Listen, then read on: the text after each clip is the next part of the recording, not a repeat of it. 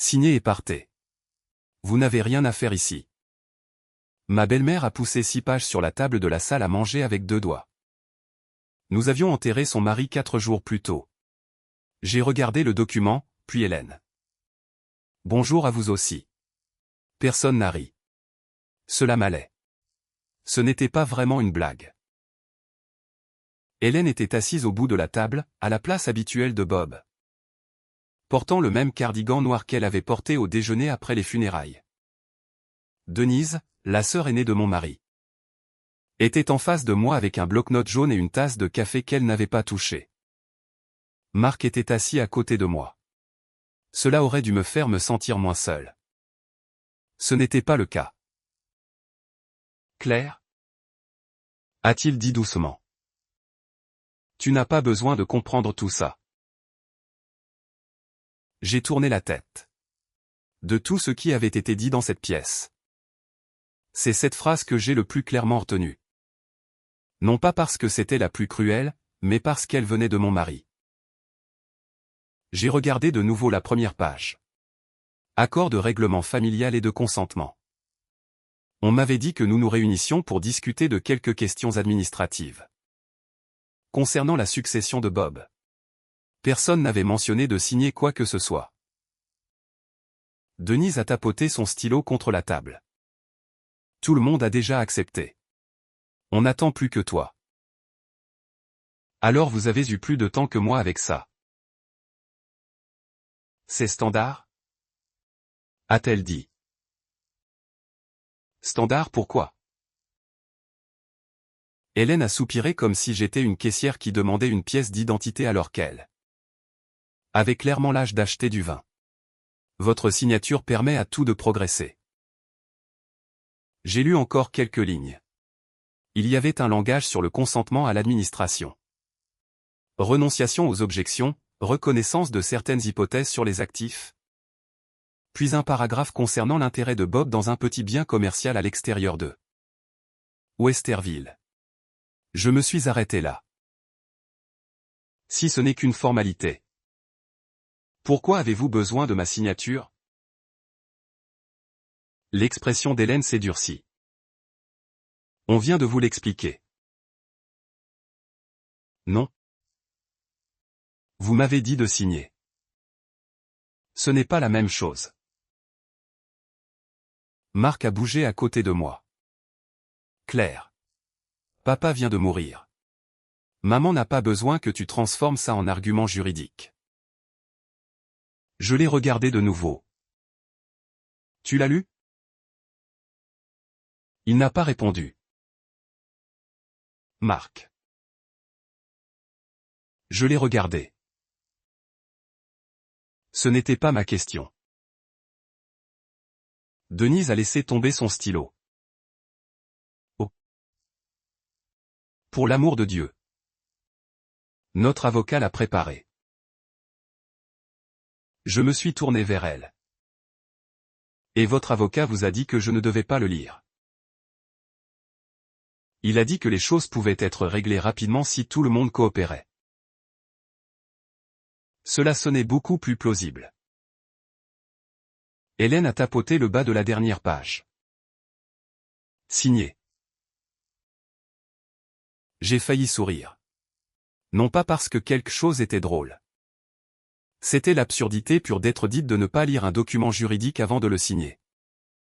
Surtout ce document juridique. Surtout moi. J'ai feuilleté de nouveau la première page. Est-ce que papa vous a dit qu'il m'avait appelé il y a 6 mois ? Personne n'a bougé. Marc a été le premier à parler. Papa t'a appelé à propos de quoi ? Cette question m'a ramené à un mardi après-midi de février.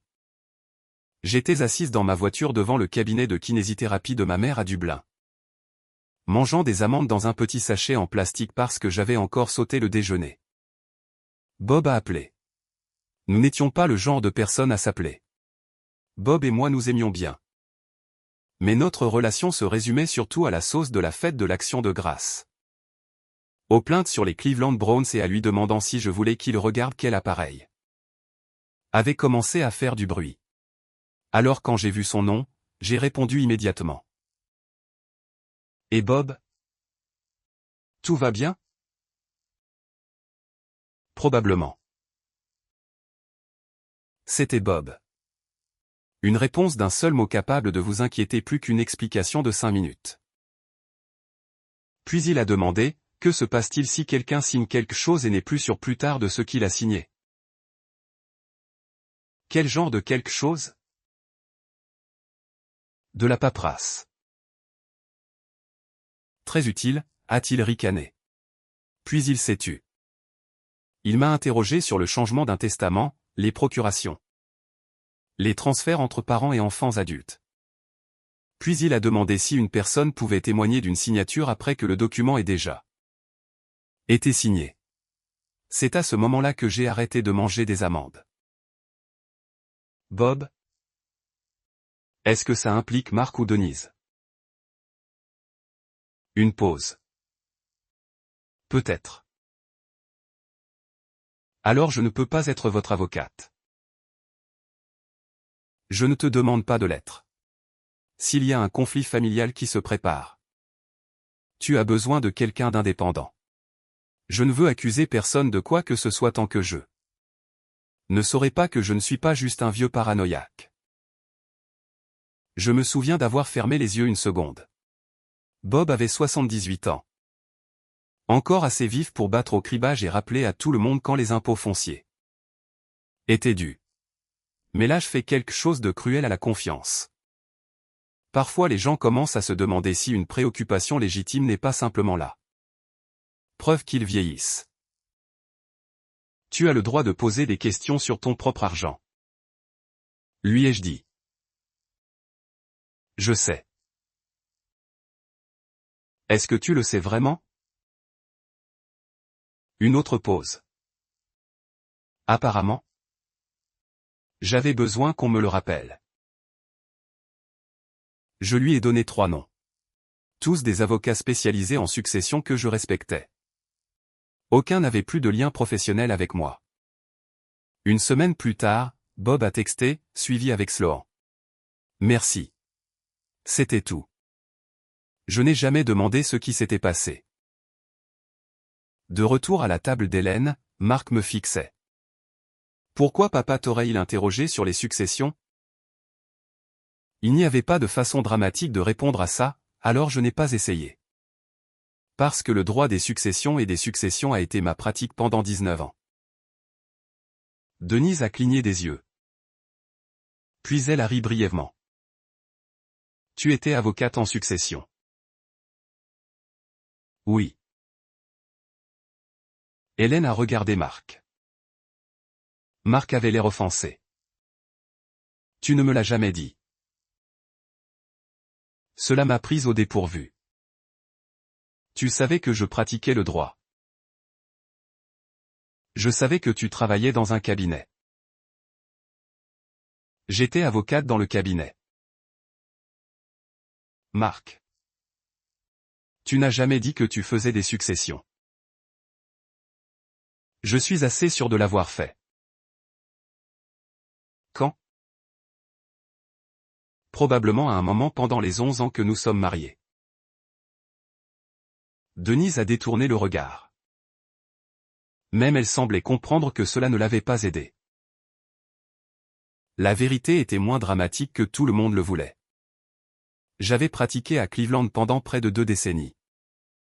Après la fin de mon premier mariage et que ma mère ait commencé à avoir besoin de plus d'aide, j'ai quitté la pratique à temps plein. Au moment où j'ai épousé Marc, je faisais de la recherche sous contrat et du travail à distance occasionnel. Sa famille n'a jamais beaucoup posé de questions là-dessus. Hélène avait une fois décrit ma vieille carrière comme « cette chose de bureau que Claire faisait ».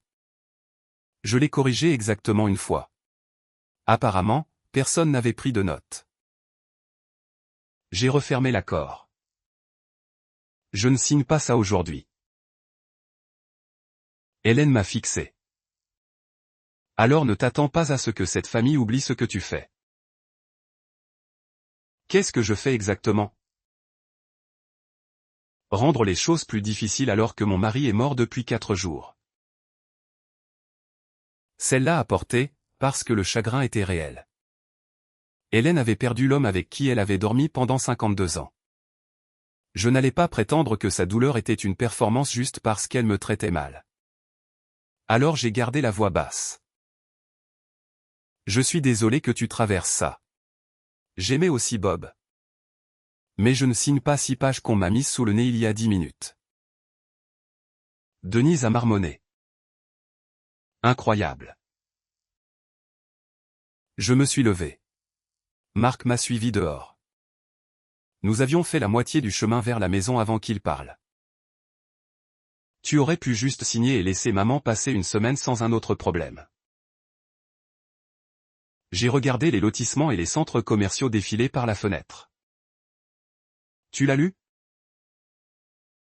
Il a serré les 2 mains sur le volant. C'était ma réponse. Alors pourquoi? Ai-je demandé. Me demandais-tu de le signer? Il a conduit encore 1 kilomètre sans rien dire. Cette nuit-là. Il a dormi en bas.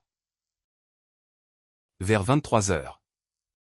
J'ai branché mon téléphone sur le chargeur et j'ai remarqué un message vocal d'un numéro de Columbus. Que je ne reconnaissais pas. Je l'ai écouté. Madame Bennett. Ici Margaret Sloan. J'ai représenté Robert Bennett. Il a laissé des instructions pour que je vous contacte après sa mort. Appelez-moi quand vous pourrez. Je me suis assise au bord du lit et je l'ai écouté 2 fois. Bob n'avait pas seulement suivi ma recommandation.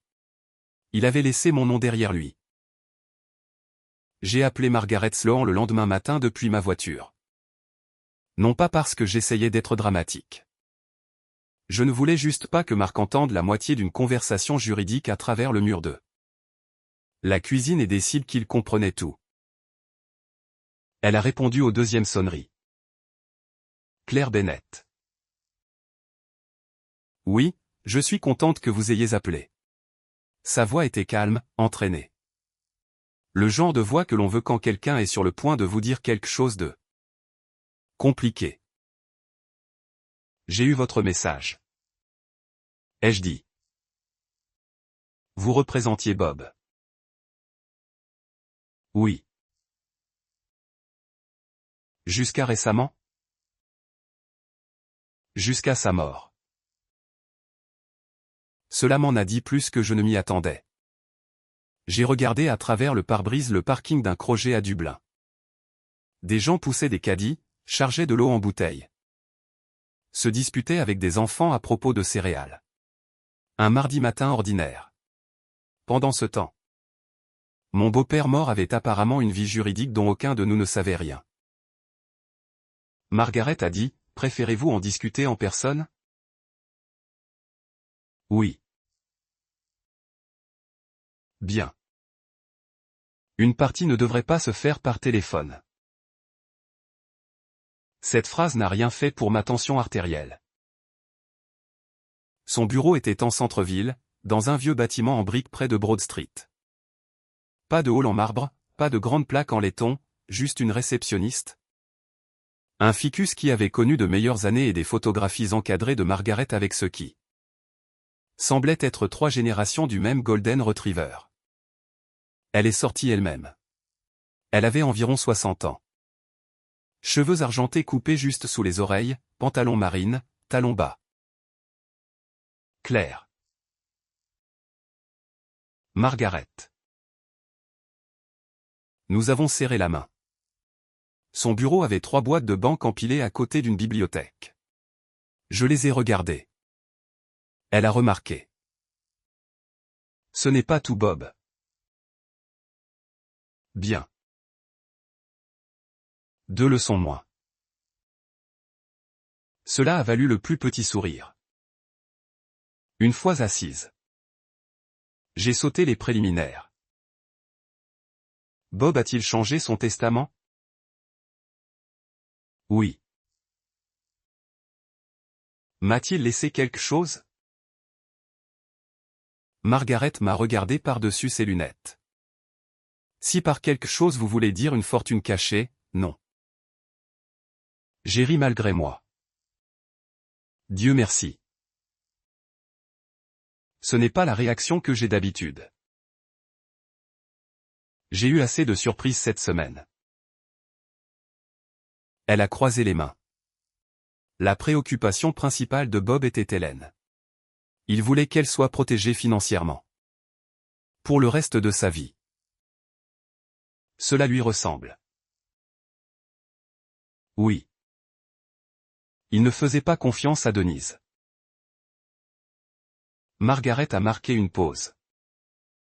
C'est plus compliqué. Bien sûr que ça l'était.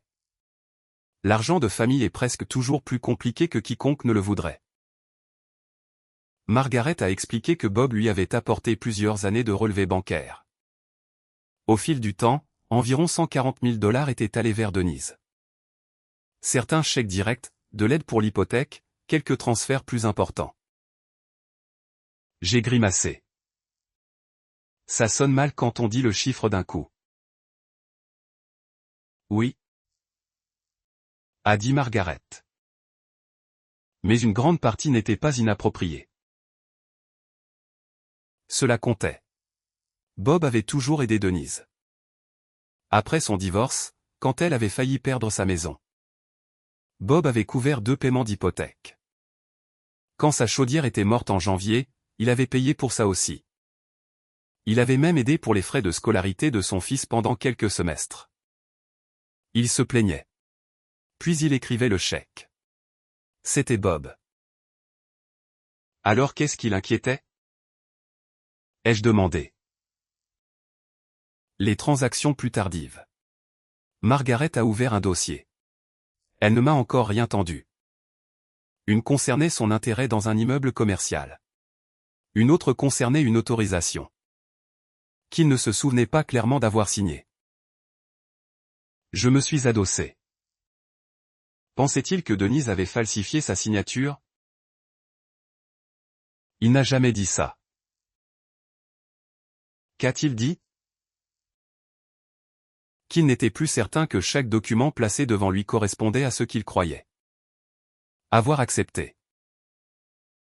C'était une façon très Bob d'accuser personne tout en s'inquiétant pour tout le monde. J'ai pensé à cet appel téléphonique. La façon dont il avait dit. Je ne veux accuser personne tant que je ne saurai pas que je ne suis pas juste un vieux paranoïaque. Pourquoi n'en a-t-il pas parlé à Hélène? Margaret a tendu la main vers un bloc-notes. Il a écrit quelque chose à ce sujet. Elle a trouvé une page et a lu ses notes. Si je dis à Hélène avant de savoir ce qui est vrai, elle appellera Denise. Puis nous aurons une guerre de famille pour quelque chose dont je pourrais avoir tort. J'ai fermé les yeux une seconde. Cela lui ressemblait exactement. Pas secret. Prudent. Peut-être trop prudent. Qu'a-t-il changé? Margaret s'est adossée. Pas autant que votre famille ne le suppose probablement. Elle m'a dit que Bob avait remplacé Mark comme représentant personnel nommé par un fiduciaire indépendant. Cela a attiré mon attention. Il a retiré Mark de ce rôle. Oui. Pourquoi? Il voulait que la comptabilité soit gérée par quelqu'un sans pression familiale. C'est juste. Il a aussi mis à jour l'arrangement de trust protégeant Hélène. Hélène continuerait d'avoir le soutien que Bob avait prévu. Mark et Denise restaient bénéficiaires. Personne n'avait été dramatiquement déshérité. Personne n'avait été secrètement couronné roi. Et moi? Ai-je demandé. Margaret a hoché la tête. Vous avez un rôle de supervision limité dans le trust. Je l'ai fixé. Pourquoi? Parce que Bob l'a demandé. Cela ne répond pas à ma question. Cette fois Margaret a souri. Il a dit que vous étiez la seule personne impliquée qui n'avait pas besoin de l'argent. J'ai lâché un souffle. C'est à la fois flatteur et insultant. Je lui ai dit quelque chose de similaire. J'ai regardé mes mains. Il ne me l'a jamais dit. Non. Pourquoi pas? Je soupçonne qu'il pensait que vous le dire vous mettrait mal à l'aise. Il avait raison. L'expression de Margaret s'est adoucie. Il faisait confiance à votre jugement. C'était plus dur à entendre que je ne m'y attendais. Bob n'était pas affectueux dans les discours. Il réparait votre porte de garage. Il remplissait votre réservoir s'il empruntait votre voiture. Il arrivait 20 minutes en avance avec une lampe de poche. C'était sa façon d'aimer les gens. Je me suis éclairci la gorge. Alors l'accord d'Hélène est problématique. Je ne le signerai pas. Moi non plus. Cela a aidé. Est-il basé sur le plan plus ancien?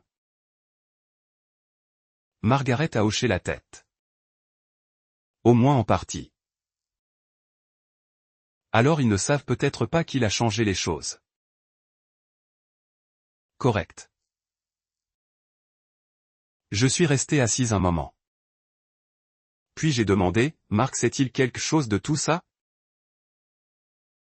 Pas de moi. Cette réponse est restée avec moi tout l'après-midi. Quand je suis rentré, Mark était dans la cuisine en train de réchauffer du poulet restant. Il avait l'air fatigué. Moi aussi. Où étais-tu? A-t-il demandé. Chez Margaret Sloan. Sa fourchette s'est arrêtée à mi-chemin de son assiette. L'avocate de papa. Oui.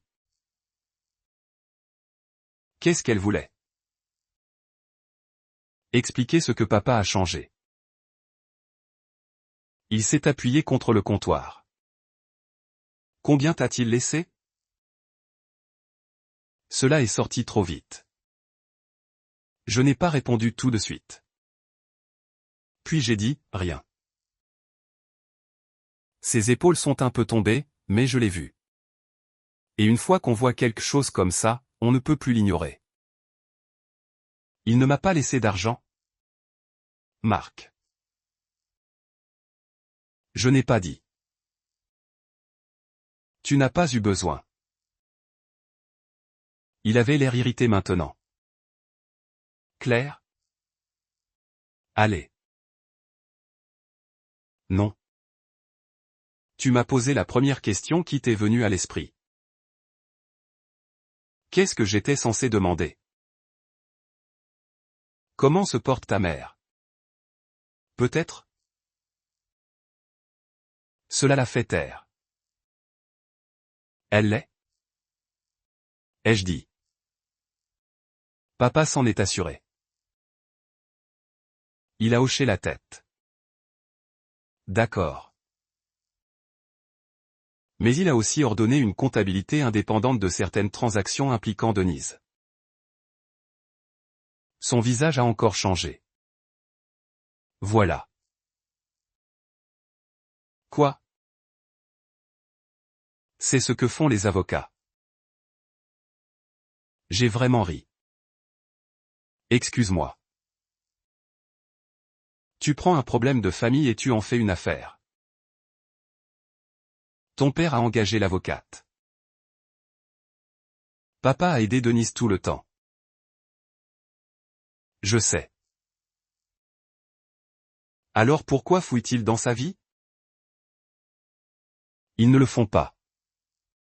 Ils examinent ses transactions. Tu sais ce que je veux dire. Non. Marc. Je commence à penser que non. Il a fait un tour dans la cuisine. Denise était dans une mauvaise passe après le divorce. Je sais ça aussi. Papa lui a donné de l'argent. Oui. Alors peut-être que tout le monde pourrait arrêter d'agir comme si elle avait braqué une banque. Je n'agis comme rien. Margaret a spécifiquement dit que beaucoup des transferts étaient légitimes. Alors que cherche-t-il? C'est à ça que sert une comptabilité. Il a secoué la tête. Incroyable. Je l'ai regardé une seconde. Pourquoi es-tu si contrarié? Je ne le suis pas. Il l'était. Je ne savais juste pas encore pourquoi. Ce soir-là, Hélène a appelé 2 parents avant le dîner et 3 autres après. Jeudi, la cousine de Marc, Suzanne, lui avait texté pour demander si j'essayais de prendre le contrôle de la succession de Bob. Une tante, qui m'envoyait normalement des photos de ses roses, avait soudain arrêté de répondre. Apparemment, j'étais devenu un coup d'état juridique en chaussures sensées. Puis Margaret a envoyé par email les documents de la succession. Je les ai ouverts à mon bureau. La première chose que j'ai remarquée n'était pas le langage. C'était la date. Le testament sur lequel l'accord d'Hélène semblait s'appuyer avait été signé 2 ans plus tôt. Le document sur mon écran avait été exécuté 4 mois avant la mort de Bob. J'ai appelé Margaret. Hélène ne sait pas. N'est-ce pas? Non. Denise. Elle le saura demain. J'ai regardé vers le salon où Marc regardait la télévision avec le volume trop fort. Demain, sa famille allait apprendre que Bob avait changé plus que de la paperasse. Il avait changé qui avait le droit de poser les questions. Personne ne s'est réuni dans une pièce lambrissée de bois d'acajou pendant qu'un avocat lisait dramatiquement le testament de Bob à haute voix. La vraie vie est rarement aussi prévenante. Nous nous sommes rencontrés dans une salle de conférence au 6e étage du bâtiment de Margaret. Sous des néons, avec un plateau de muffins d'épicerie que personne n'a touché. Hélène est arrivée avec Denise. Marc et moi sommes venus séparément, ce qu'il détestait clairement. Tu aurais pu venir avec moi, a-t-il dit près des ascenseurs. J'aurais pu. C'est tout ce que je lui ai donné. Margaret a présenté Daniel Reeves, le fiduciaire indépendant que Bob avait nommé. Daniel avait la fin de la cinquantaine. Des lunettes de lecture accrochées au col de sa chemise et l'expression patiente d'un homme qui avait passé des décennies à expliquer aux familles qu'être parent de quelqu'un ne faisait pas d'eux. Vous sont comptables. Hélène s'est assise. Peut-on en finir? S'il vous plaît? Margaret a hoché la tête. C'est le but. Denise m'a jeté un regard. Je pouvais deviner ce qu'elle attendait. Une bombe. Bob avait laissé le bâtiment à Claire. Bob avait secrètement donné la moitié de la succession à Claire. Bob avait récompensé sa belle-fille tout en trahissant ses propres enfants. Au lieu de cela, Margaret a passé les 20 minutes suivantes à expliquer un plan de succession qui était presque agressivement raisonnable. Hélène restait protégée. Les arrangements pour la maison étaient essentiellement inchangés. Son soutien financier continuait par la structure que Bob avait créée. Marc et Denise restaient bénéficiaires. Personne n'avait été déshérité. Personne n'avait été remplacé par moi. Quand Margaret a terminé cette partie, Denise a froncé les sourcils. Alors qu'est-ce qu'il a exactement changé? Daniel a répondu. L'administration et la supervision. Qu'est-ce que ça veut dire? Cela veut dire que je m'occuperai de certaines questions de succession et de trust de façon indépendante. Denise l'a fixé. Vous? Oui. Pourquoi? Parce que votre père m'a nommé. Marc s'est penché en avant. Papa m'avait d'abord confié ça. Oui, a dit Margaret. Il a changé. J'ai regardé Marc. Son visage s'est figé. C'était le premier moment où j'ai compris que cela le blessait d'une façon que l'argent ne pouvait pas. Bob n'avait pas enlevé un héritage. Il avait enlevé de la confiance. Denise a croisé les bras. Et Claire a quoi à voir avec tout ça? Margaret a expliqué mon rôle de supervision limité en anglais simple. Je ne gérais pas le trust. Je ne contrôlais pas l'argent d'Hélène. Je ne décidais pas qui recevait quoi. Dans certaines circonstances, j'avais un rôle limité concernant la supervision et le remplacement d'un fiduciaire.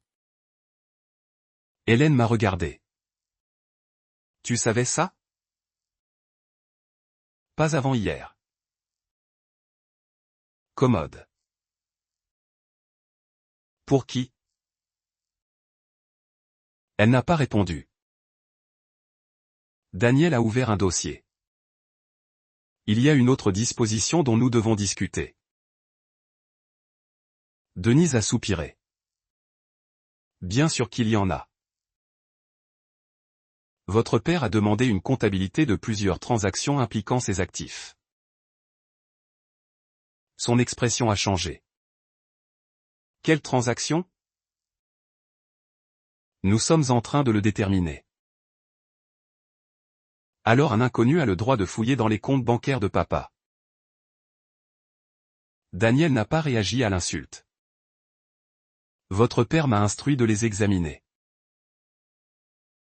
Mon père n'aurait jamais voulu que quelqu'un fouille dans ses finances. Margaret a parlé avant que Daniel puisse. Denise. Il a signé les instructions. Cela a calmé la pièce pendant environ 3 secondes. Puis Hélène a dit, Bob donnait de l'argent à Denise tout le temps.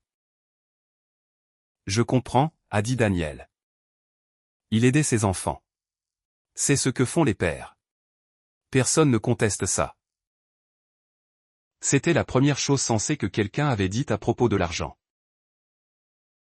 Au cours des semaines suivantes, la comptabilité de Daniel a commencé à séparer des choses qui n'auraient jamais dû être regroupées.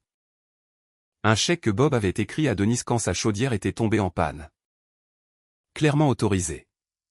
Des paiements de scolarité pour son petit-fils, autorisés. 2 paiements d'hypothèque après le divorce de Denise, aussi autorisés. Je l'ai dit quand Hélène s'est plainte que nous traitions chaque dollar que Bob avait donné à sa fille comme de la propriété volée. Nous ne le faisons pas. Lui ai-je dit.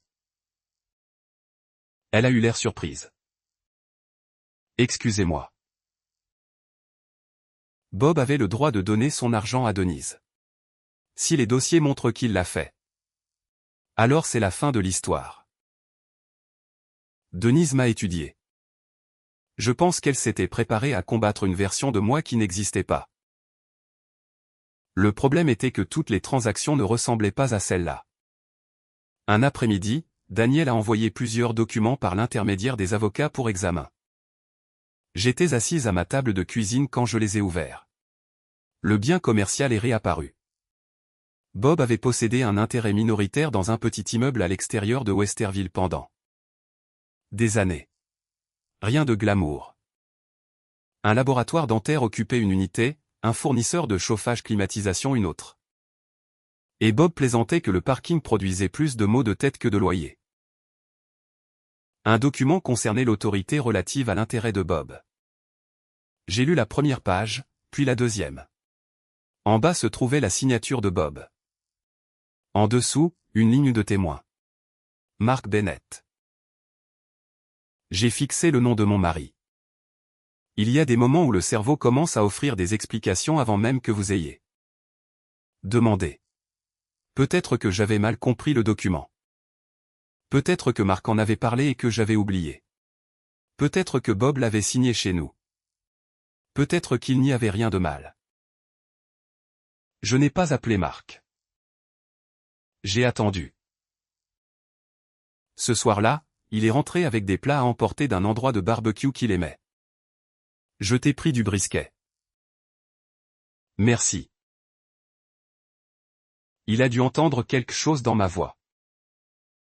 Quoi? J'avais imprimé le document. Je l'ai fait glisser sur le comptoir de la cuisine. As-tu témoigné de la signature de Bob sur ça? Marc a regardé en bas. Son visage m'a dit avant sa bouche. Où as-tu eu ça? Ce n'est pas une réponse. Il a posé le sac. Claire. As-tu vu ton père signer ce document? Il s'est frotté la nuque. Non. J'ai attendu. Denise l'a apporté. Quand? L'automne dernier. Qu'a-t-elle dit? Que papa l'avait déjà signé. Il avait oublié de faire la partie témoin. Je l'ai fixé. Et tu as signé comme témoin. Elle a dit qu'il l'avait signé. Ce n'est pas ce que signifie témoigner. Je le sais maintenant. Je n'ai pas pu m'en empêcher. Tu le savais alors. Sa mâchoire s'est crispée. Ne fais pas ça. Faire quoi? Me parler comme si j'étais à la barre des témoins. J'ai pointé la page. Marc. Tu as littéralement signé une ligne de témoin. Ne le dis pas comme ça. Pendant une seconde étrange. J'ai failli rire. Comment voudrais-tu que je le dise? Il s'est détourné. Denise avait des problèmes. Papa l'aidait. Il l'aidait toujours. Cela n'a rien à voir avec le fait que tu l'aies vu signer. Je pensais réparer de la paperasse en affirmant avoir vu quelque chose que je n'avais pas vu. J'ai fait une erreur. Oui. Il s'est retourné vers moi. Apparemment, il s'attendait à une dispute. Je ne lui en ai pas donné. J'ai posé la question qui comptait davantage. Quand ta mère a mis cet accord de règlement devant moi. Savais-tu que papa avait commencé à remettre en question des documents impliquant Denise? Ses yeux se sont détournés des miens. Pas exactement. Que savais-tu? Je savais que papa posait des questions. Quel genre? Je ne sais pas. Marc. Il a interrogé Denise à propos de certaines paperasses. Elle m'a dit qu'il devenait confus. Et tu l'as cru? Je ne savais pas quoi croire. C'était possible. Ce n'était aussi pas assez. Alors quand ta mère m'a dit de signer et de partir? Tu savais qu'il y avait au moins une chance que ce document apparaisse. Je ne savais pas ça. Mais tu savais que quelque chose pourrait. Il n'a pas répondu. J'ai repensé à la salle à manger. Hélène tapotant la ligne de signature. Denise disant que tout le monde m'attendait. Marc disant que je n'avais pas besoin de comprendre. Soudain, son impatience avait un air différent. Tu en savais assez pour savoir que je ne devais pas signer cet accord sans le lire. Claire? Si ça tourne en une immense bataille juridique. Denise pourrait tout perdre. Je l'ai regardé. Voilà. Pas un complot, pas un plan magistral, quelque chose de beaucoup plus ordinaire. Il avait peur. Et il avait décidé que j'étais la personne la plus sûre pour faire payer cette peur. Alors tu as décidé que je pouvais perdre quelque chose à la place. Son front s'est plissé. De quoi parles-tu? Tu n'allais pas perdre d'argent. Je ne parlais pas d'argent. Il s'est tu. J'ai ramassé le document. Il faut que tu comprennes quelque chose. Je ne suis pas ton avocate. Je ne suis pas l'avocate de Denise. Et je ne vais pas t'aider à expliquer ça. Je ne te l'ai pas demandé. Non. Tu m'as demandé de signer quelque chose pour que personne n'ait à expliquer quoi que ce soit. Ce n'est pas juste. Peut-être que ce n'était pas complètement juste. J'étais assez en colère pour savoir que je ne devais pas prétendre comprendre tous les motifs qu'il avait eus. Mais je comprenais le résultat. Quand sa famille avait eu besoin que quelqu'un absorbe le malaise. Marc m'avait regardé parce que j'étais raisonnable. Parce que je me calmais d'habitude. Parce que je ne faisais pas de scène. Parce qu'à un moment donné, être la femme raisonnable était devenu la permission de me traiter comme la personne jetable. Cette nuit-là, je suis monté tôt. Marc a suivi 10 minutes plus tard. Claire? On peut parler? Pas ce soir. Tu ne peux pas juste me fermer la porte. Je l'ai regardé un moment. Puis j'ai fermé la porte de la chambre, et pour la première fois en 11 ans de mariage. J'ai tourné la clé. 3 jours après avoir verrouillé la porte de la chambre. L'avocat de Denise a envoyé une lettre mettant en doute que je doive avoir un rôle quelconque dans le trust de Bob. Hélène m'a appelé avant même que j'aie fini de la lire. Eh bien, a-t-elle dit. On dirait que Bob ne te faisait pas autant confiance que tu le pensais. J'étais debout dans la buanderie avec une chaussette de Marc à la main. Il y a des moments dans la vie où le décor refuse de coopérer avec le drame. Je n'ai jamais dit que Bob me faisait plus confiance qu'à quiconque. Tu as certainement agi comme si. Non. Hélène. J'ai refusé de signer quelque chose que je n'avais pas lu. Et regarde ce que ça a déclenché. J'ai posé la chaussette. Qu'est-ce que tu penses exactement que j'ai déclenché? Toute cette enquête. Les gens qui fouillent dans nos comptes. Denise qui doit expliquer chaque chèque que son père lui a jamais écrit. Bob a demandé la comptabilité avant de mourir. Silence. Hélène avait déjà entendu ça.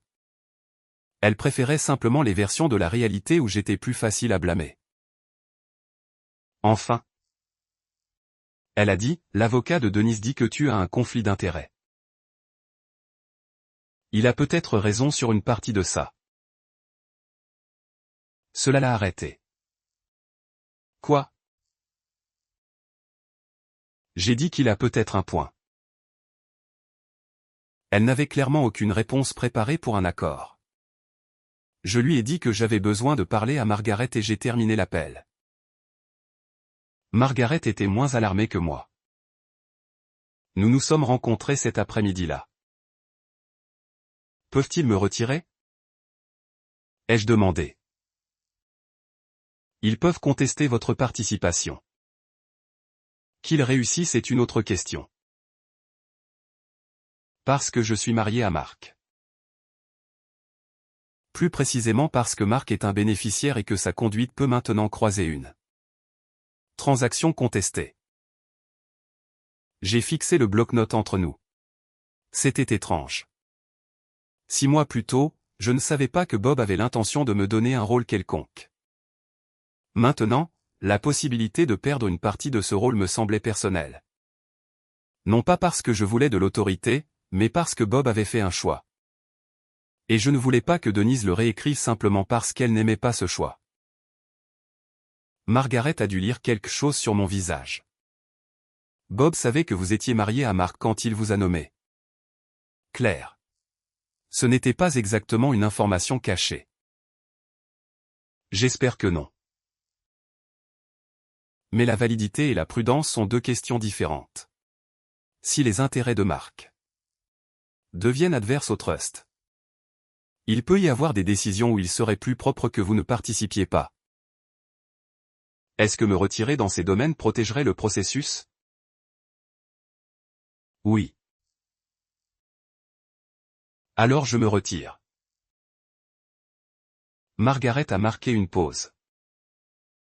Vous ne voulez pas y réfléchir. Je viens de le faire. Vous comprenez? Denise appellera ça une victoire. Denise appelle trouver une place de parking proche une victoire. Margaret a souri. Je suis sérieuse. Moi aussi. Si ma participation leur donne une excuse pour attaquer le processus au lieu de répondre aux questions, je n'ai pas besoin de participer à ces décisions. C'était la différence que personne dans la famille de Marc ne semblait comprendre. Je n'essayais pas de gagner la succession de Bob. Il n'y avait rien dedans que je voulais. 2 jours plus tard. Denise a appelé. Pas un texto. Appelé. On peut se voir? Pourquoi? Parce que chaque conversation n'a pas besoin de 6 avocats. Il n'y a pas 6 avocats. Tu sais ce que je veux dire. Malheureusement? Oui.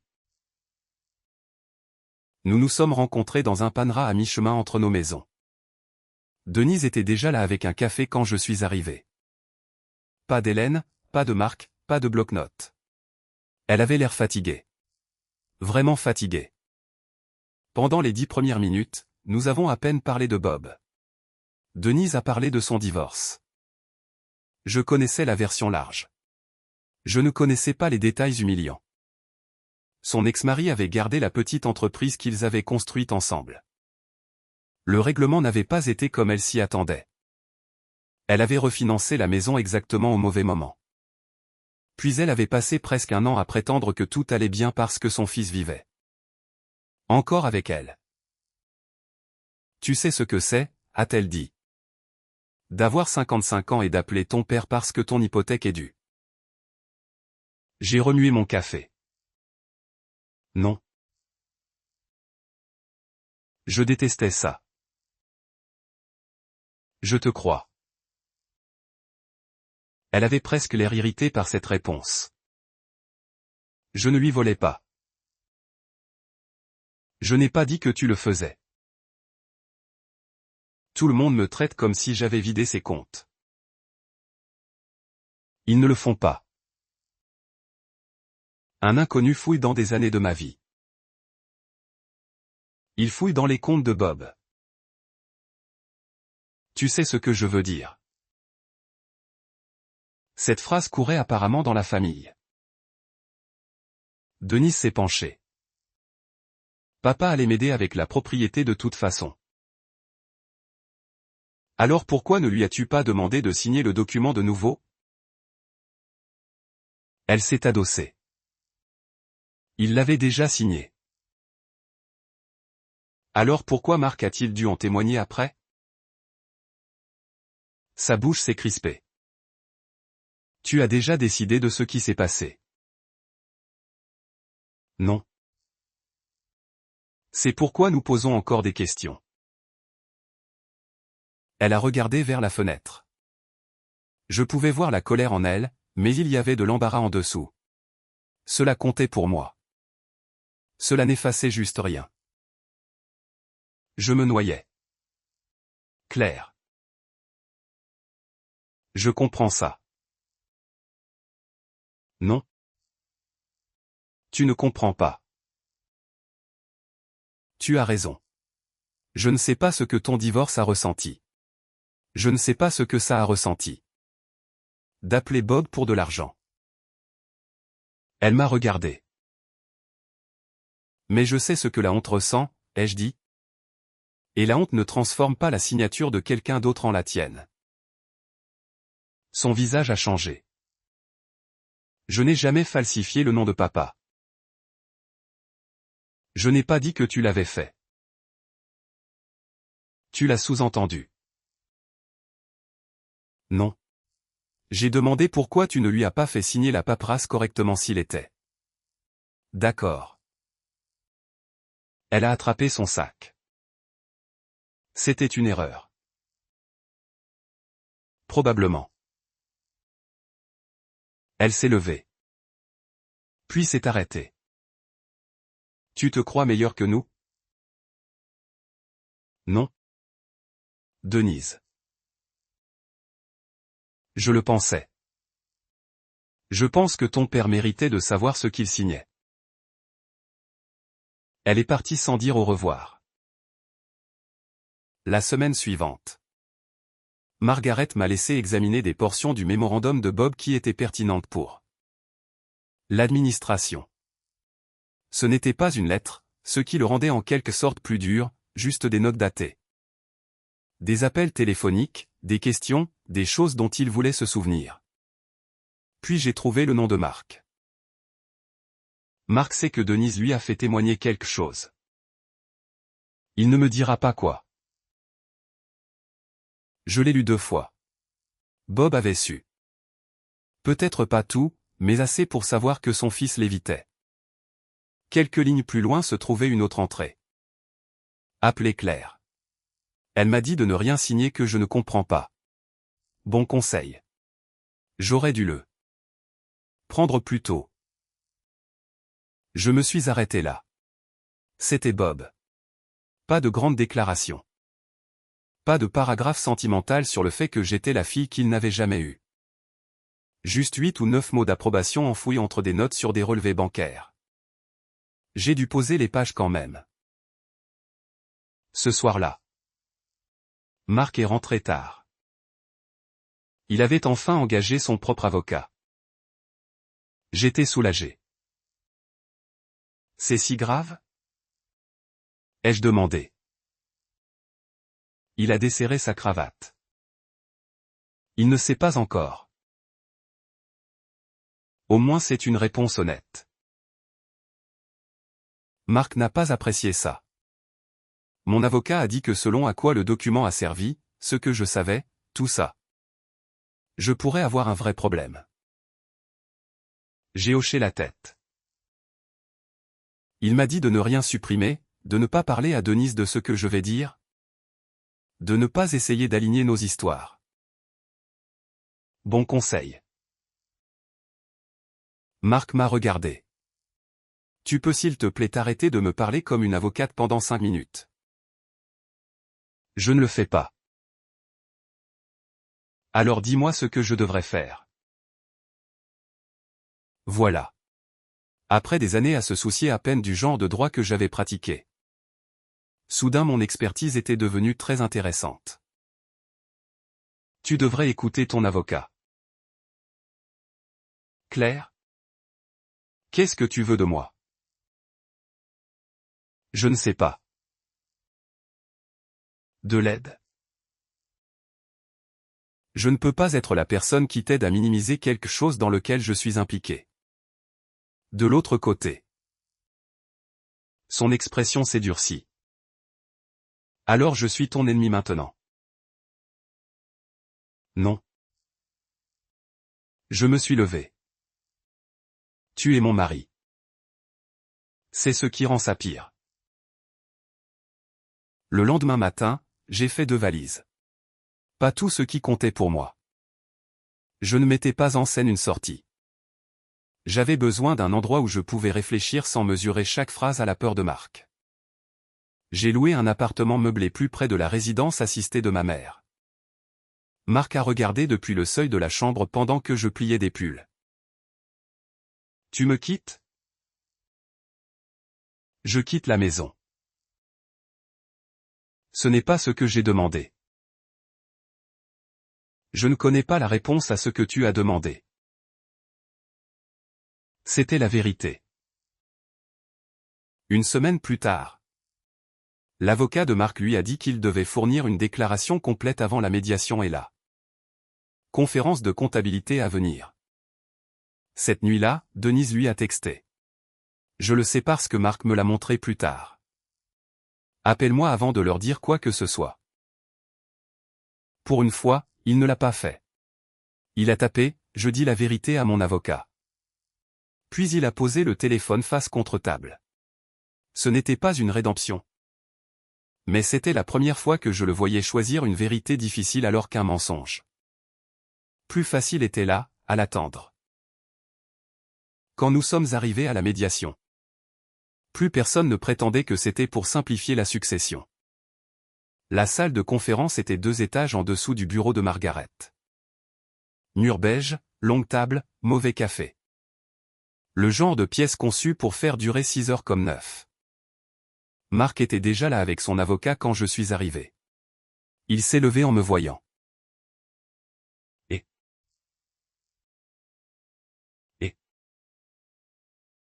nous étions encore mariés, encore en train de parler, encore vivant séparément. Il n'y a pas de carte de vœux pour cette étape. Hélène est entrée avec Denise quelques minutes plus tard. Elles se sont assises ensemble, bien qu'il y ait une chaise vide entre elles. C'était nouveau. Margaret était près de Daniel Reeves, le fiduciaire indépendant. Denise avait son propre avocat.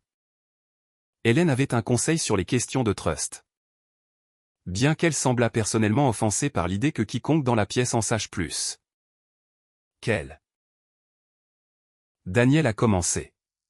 Il a rappelé à tout le monde que le but n'était pas de punir qui que ce soit. C'était de déterminer quelle transaction Bob avait autorisée. De résoudre celle qui était contestée. Et d'administrer sa succession selon les documents qu'il avait réellement signés. Hélène a marmonné, Bob aurait détesté ça. Margaret a dit, c'est pourquoi il a laissé des instructions. Hélène n'a pas répondu. Nous avons commencé par les transactions faciles. Scolarité autorisée. Chaudière autorisée. Aide hypothécaire autorisée. Plusieurs chèques que Bob avait écrits directement à Denise. Aucun litige. J'ai vu une partie de la tension quitter les épaules de Denise. Puis Daniel est arrivé au document sur le bien commercial. C'était remarquable de voir à quelle vitesse une pièce pouvait changer. L'avocat de Marc s'est penché vers lui et a chuchoté quelque chose. Marc a hoché la tête. Puis il a parlé. J'ai signé comme témoin. Denise a regardé la table. Marc a continué. Je n'ai pas vu papa le signer. Hélène a fermé les yeux. L'avocat de Marc n'a rien dit. Il lui avait évidemment dit que cette partie devait venir de lui. Denise l'a apporté chez moi, a dit Marc. Elle m'a dit que papa l'avait signé et qu'ils avaient oublié de faire témoigner la signature. Denise a levé les yeux. Ce n'est pas exactement ce que j'ai dit. Marc s'est tourné vers elle. Si. C'est ça. J'ai dit que papa voulait que la paperasse soit finie. Tu as dit qu'il l'avait déjà signé. Il l'avait. Marc a avalé. Je ne l'ai pas vu le faire. Je n'aurais pas dû signer la ligne de témoin. Aucune excuse n'a suivi. Pas de « j'aidais ». Pas de « tout le monde fait des choses comme ça ». Juste, je n'aurais pas dû le faire. J'ai détesté à quel point j'avais besoin de l'entendre dire ça. Daniel a posé quelques questions sur les dates. Marc y a répondu. Puis l'avocat de Denise a commencé à expliquer que Bob avait une longue histoire d'aide financière à sa fille et avait discuté de l'aider par le biais du bien commercial. Personne ne contestait ça. Le problème était le document. Denise est devenue de plus en plus frustrée. Enfin, elle a dit, Marc savait ce que nous faisions. Marc l'a regardé. Je savais pour ce document. Tu en savais plus que ça. Non. Elle a ri. Oh. S'il te plaît. Tu savais que papa m'aidait. Comme tout le monde. Tu savais à quoi servait la propriété. Je savais ce que tu m'avais dit.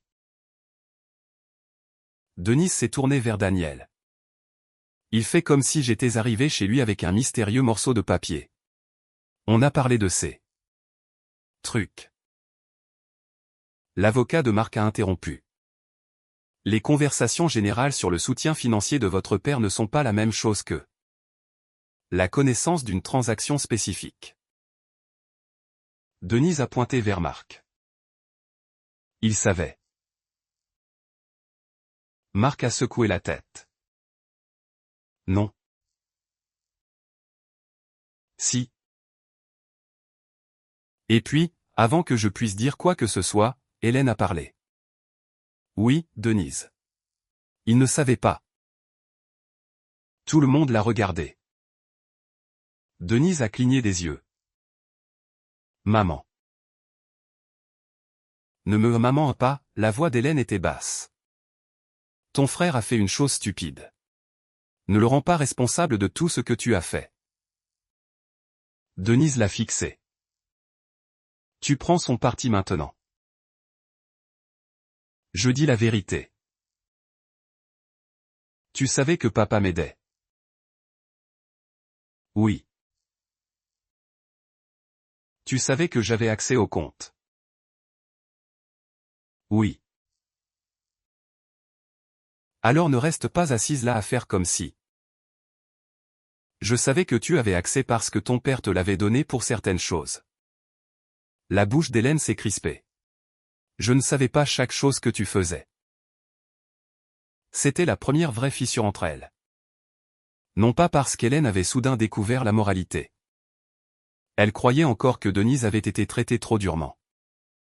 Elle croyait encore que Bob aurait finalement pardonné la plupart. Mais elle n'était pas prête à laisser sa fille tout réécrire pour se sauver. Daniel a demandé à Hélène quand elle avait réalisé pour la première fois que Bob remettait en question les transactions. Vers la fin de l'année dernière. Et qu'as-tu fait? Hélène a regardé ses mains. Rien. Pourquoi? Parce qu'ils se disputaient. Bob et Denise. Oui. Et j'ai pensé, elle s'est arrêtée. Margaret a attendu. Hélène a finalement dit, j'ai pensé que si Bob se calmait, il l'aiderait encore. Denise avait l'air blessée. Maman. Hélène ne l'a pas regardé. Je ne voulais pas qu'il te coupe. Voilà. Pas un génie du crime.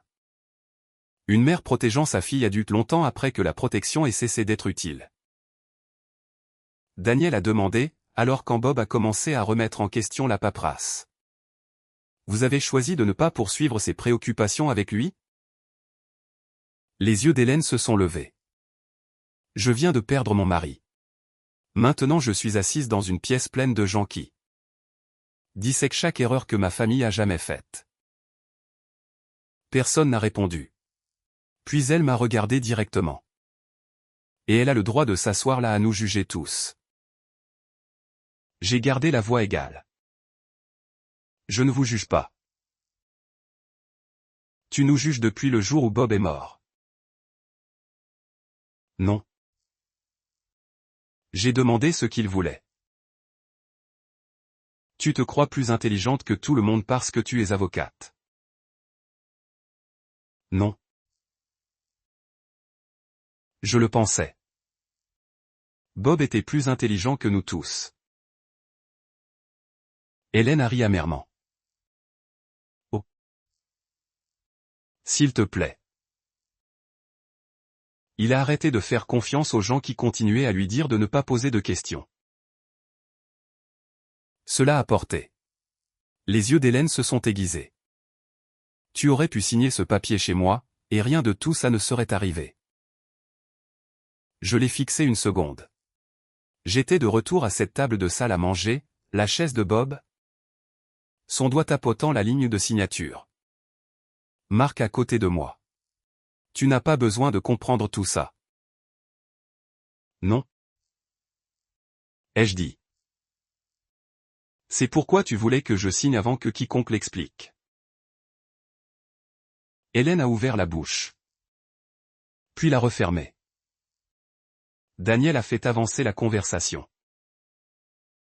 La résolution finale n'était pas assez dramatique pour la télévision. C'était probablement mieux pour cette raison. Les paiements que Bob avait clairement autorisés sont restés exactement ce qu'ils étaient. Des dons et de l'aide à sa fille. Les montants contestés ont été traités séparément. Denise a accepté des ajustements sur son intérêt éventuel et un arrangement de remboursement sur une partie de l'argent. L'intérêt de Bob dans le bien commercial est resté protégé sous la structure plus récente. Hélène est restée financièrement sécurisée. Marc a accepté de coopérer pleinement à tout examen restant. Personne n'a obtenu tout ce qu'il voulait. Ce qui est généralement la façon de savoir qu'un règlement a une chance de fonctionner. Quand nous sommes enfin sortis, Marc m'a rattrapé près des ascenseurs. Claire. Je me suis arrêté. Il avait l'air épuisé. Il faut que je te dise quelque chose. D'accord. Il a pris une seconde. Je savais assez pour savoir que tu ne devais pas signer cet accord. Je le savais déjà. L'entendre dire était différent. Je ne savais pas tout, a-t-il continué. Mais je savais que papa avait des questions. Je savais que Denise avait peur. Je savais que si tu commençais à lire, tu poserais des questions que personne ne voulait. Alors pourquoi l'as-tu fait? Il a regardé le sol. Parce que te décevoir était plus facile que de leur tenir tête. Je n'ai rien dit. Il m'a regardé. Je savais que tu serais en colère, mais je pensais que tu finirais par comprendre. Cela a presque fait plus mal. Depuis combien de temps est-ce vrai? Il savait exactement ce que je voulais dire. Pas la succession. Nous. Il n'a pas répondu. L'ascenseur est arrivé. Aucun de nous n'est monté. Enfin, Marc a dit, on peut rentrer à la maison. Pendant une seconde idiote, une partie de moi a voulu dire oui. 11 ans ne disparaissent pas parce qu'on est en colère. Il me manquait ma cuisine, mon oreiller, le café du dimanche avec lui. Les morceaux ordinaires d'un mariage n'arrêtent pas de t'appartenir juste parce que le mariage est en difficulté. Toi. Tu peux. Ai-je dit. Il a froncé les sourcils. Qu'est-ce que ça veut dire? Ça veut dire que tu rentres à la maison. Moi. Je retourne à l'appartement. Son visage s'est affaissé. J'ai dit la vérité. Tu l'as fait. Qu'est-ce que je suis censé faire d'autre? Je l'ai regardé. Continue à le faire. Il a attendu. C'est là que commence à réparer ça. Marc. Ce n'est pas là que ça se termine. Cette fois, il n'a pas argumenté. Et étrangement, c'était la première chose de la journée qui m'a donné un peu d'espoir. La succession ne s'est pas terminée avec tout le monde se serrant la main et acceptant de mettre le désagrément derrière nous. Cela aurait nécessité une famille différente. Cela a pris des mois. Il y a eu des déclarations à réconcilier. Des questions de propriété à régler et assez de mes d'avocats pour me rappeler exactement pourquoi je n'avais pas manqué de pratiquer le droit des successions à temps plein. Denise a fini par vendre un petit endroit de vacances qu'elle possédait près d'Indian Lake. L'appeler un endroit de vacances était généreux. C'était un cottage de 2 chambres avec une véranda grillagée qui penchait légèrement à gauche et un quai que Bob avait réparé au moins 4 fois. Une partie des produits est allée vers l'ajustement financier qu'elle avait accepté. Elle et moi n'avons jamais eu de grande réconciliation. La première fois que nous nous sommes vus après la médiation. C'était à la fête de retraite du cousin de Marc. Denise est venue pendant que j'étais près de la table des desserts. Salut. Salut. Elle a regardé le gâteau en feuilles. C'est aux carottes? Je pense. Je déteste le gâteau aux carottes. Je me souviens. C'était notre conversation. Et franchement, c'était un progrès. Hélène était plus dure. Elle ne s'est jamais excusée d'avoir mis cet accord devant moi. Elle n'a jamais admis qu'elle avait eu tort de me dire que je n'avais rien à faire là. Pendant un moment, j'ai pensé que j'avais besoin qu'elle le fasse. Puis un après-midi. J'ai réalisé que je n'avais pas pensé à obtenir des excuses d'elle depuis plusieurs semaines. Cela me semblait mieux que d'en recevoir probablement. Marc et moi avons commencé une thérapie de couple pendant que je vivais encore dans l'appartement. Il a détesté la thérapie pendant approximativement les 6 premières séances. Je le sais parce qu'il l'annonçait après chacune. Je déteste ça. J'ai compris. Est-ce qu'elle doit toujours demander ce que je ressentais? C'est une thérapeute. Marc. Je ressentais de l'irritation. Elle le sait. À la 8e séance, il a arrêté de se plaindre. À la 10e, il a dit quelque chose que je n'attendais pas. Il a dit à notre conseillère que chaque fois qu'Hélène ou Denise voulait quelque chose, il avait passé des années à se demander quelle personne serait la plus facile à décevoir. Habituellement, cette personne était moi. Son explication était presque pire que s'il avait simplement dit qu'il s'en fichait. Il me faisait confiance pour être raisonnable. Il me faisait confiance pour ne pas crier. Il me faisait confiance pour ne pas entraîner toute la famille dans une dispute. Alors chaque fois qu'il y avait un choix entre contrarier sa mère et me demander de céder, je cédais. Finalement, il a arrêté de remarquer que je cédais du tout. J'avais aussi une responsabilité là. Pas pour ce qu'il avait fait avec le document de Bob. Pas pour l'accord de règlement. Ses choix lui appartenaient. Mais j'avais passé des années à dire, ça va, quand les choses n'allaient pas parce que je préférais un samedi tranquille à une autre réunion au sommet de la famille Bennett. La paix peut devenir une mauvaise habitude quand une seule personne continue de payer pour elle. Je ne suis pas rentré à la maison parce que Marc s'est excusé. Je l'ai observé. Il y a une différence. Un soir, environ 4 mois après la médiation, nous dînions dans un petit restaurant italien près de mon appartement quand Hélène a appelé. Marc a répondu. Je pouvais entendre sa voix même de l'autre côté de la table. Quelque chose à propos de Daniel. Quelque chose à propos d'une autre question de succession. Puis, il faut que tu dises à Claire de l'appeler. Marc m'a regardé. L'ancien Marc aurait couvert le téléphone et aurait dit, tu peux juste t'en occuper? Au lieu de cela, il a dit, maman, parle à ton avocat. La voix d'Hélène s'est élevée. Claire comprend ça mieux que n'importe qui. C'était presque drôle compte tenu d'où nous étions partis. Marc a dit, Claire ne règle pas ça pour nous. Une autre rafale d'Hélène. Maman. Non. Puis il a terminé l'appel. Il a posé son téléphone. J'ai pris une autre bouchée de lasagne. Il m'a fixé.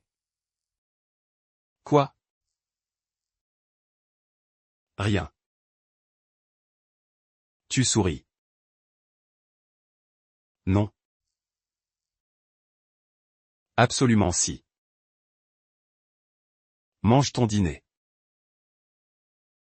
C'était une petite chose. C'est exactement pourquoi je lui faisais plus confiance qu'à un discours. Un mois plus tard, j'ai recommencé à passer les week-ends à la maison. Puis 3 nuits par semaine. Nous avons examiné nos finances ensemble. Nous avons parlé de limites avec sa famille. Nous avons eu des conversations qui auraient probablement dû avoir lieu pendant la 2e année au lieu de la 11e. J'ai encore gardé l'appartement un moment. Marc n'a jamais demandé quand j'allais le lâcher. Cela a aidé aussi. Autre chose a changé pendant ces mois. J'ai commencé à manquer le travail, le vrai travail. Pas les objectifs de facturation ni les clients qui appelaient à 16h55 un vendredi après-midi avec quelque chose qui était apparemment une urgence depuis mardi. Il me manquait de m'asseoir en face de quelqu'un qui avait peur d'une pile de papier et de l'aider à comprendre ce que cela voulait réellement dire. Une ancienne collègue m'a présenté à un petit cabinet de droit des personnes âgées et de planification successorale à Worthington. 3 jours par semaine, des horaires raisonnables. Des gens de mon âge qui comprenaient que l'équilibre travail-vie ne devait pas signifier apporter son ordinateur portable en vacances. J'ai dit oui. L'une de mes premières clientes était une veuve d'une 60aine d'années dont le mari avait géré toutes leurs finances. Elle est arrivée avec un sac d'épicerie plein de documents. Pas un dossier, un vrai sac Roger. Elle l'a posé sur mon bureau. Mon fils dit que je ne devrais pas m'inquiéter de tout ça. J'ai regardé à l'intérieur. Relevé bancaire, formulaire d'assurance, un acte. 2 formulaires de bénéficiaires et quelque chose du contrôleur du comté. Eh bien, ai-je dit? Je vais être en désaccord avec votre fils. Elle a eu l'air inquiète. Il y a quelque chose qui ne va pas? Peut-être pas. J'ai sorti le premier document. Mais inquiétons-nous de la paperasse. Elle a ri. Moi aussi. Près du premier anniversaire de la mort de Bob, je suis allé seul au cimetière. C'était un matin d'octobre frais. Le genre que l'Ohio réussit bien avant que l'hiver se souvienne qu'il a un travail. J'avais une photocopie pliée dans mon sac. Une page du mémorandum de Bob. Margaret me l'avait donné après que les questions de succession pertinentes aient été réglées. Je me suis tenu près de sa tombe et je l'ai dépliée. Il n'y avait pas de belles dernières paroles. Bob n'était pas fait comme ça. Il y avait des dates, des numéros de compte, des questions pour Margaret. Puis la ligne que j'avais lue des mois plus tôt. Appelez Claire. Elle m'a dit de ne rien signer que je ne comprends pas. Bon conseil. J'aurais dû le prendre plus tôt. J'ai ri doucement. Oui. Bob. Probablement. J'ai replié la page. Pendant longtemps, j'avais décrit ce qui s'était passé en disant. Je n'ai jamais dit à la famille de Marc que j'étais avocate en succession. Debout là, j'ai réalisé que ce n'était pas tout à fait exact. Je ne l'avais pas caché. Il n'avait juste pas été assez intéressé pour demander. Et si j'étais juste, je les avais aidés à me sous-estimer. Non pas en mentant, mais en décidant que corriger les gens était trop épuisant. En me rendant plus facile à négliger parce qu'être négligé gardait parfois la paix. Je ne faisais plus ça. La succession de Bob ne m'a pas rendu riche. Denise n'est pas allée en prison. Hélène n'a pas soudain décidé que j'étais la fille qu'elle avait toujours voulu. Et Marc et moi ne sommes pas sortis de la thérapie magiquement réparée. La vie était moins coopérative que ça. Mais Denise a dû rendre compte de ce qu'elle avait fait. Hélène a dû vivre avec le fait que protéger sa fille avait contribué à aggraver le problème. Marc a dû arrêter d'appeler l'évitement de la loyauté. Et j'ai dû admettre qu'être la personne raisonnable dans une famille ne voulait pas dire se porter volontaire pour être la personne que tout le monde pouvait écarter. 4 jours après la mort de Bob. Marc s'était assis à côté de moi à la table de la salle à manger d'Hélène pendant qu'elle poussait cet accord vers moi. J'avais commencé à lire, et mon mari avait dit, « Tu n'as pas besoin de comprendre tout ça. » Il avait raison sur une chose. Il y avait quelque chose dans cette pièce que je ne comprenais pas. Ce n'était juste pas la paperasse. Je comprenais ça dès le premier paragraphe. C'était mon mariage que j'avais enfin appris à lire. Si vous avez jamais eu quelqu'un qui prenait votre patience pour une permission, vous comprenez probablement pourquoi cette leçon est restée avec moi. Et parfois, la chose la plus importante que vous puissiez faire est de lire avant de signer. Que ce soit un document ou les personnes assises en face de vous à la table.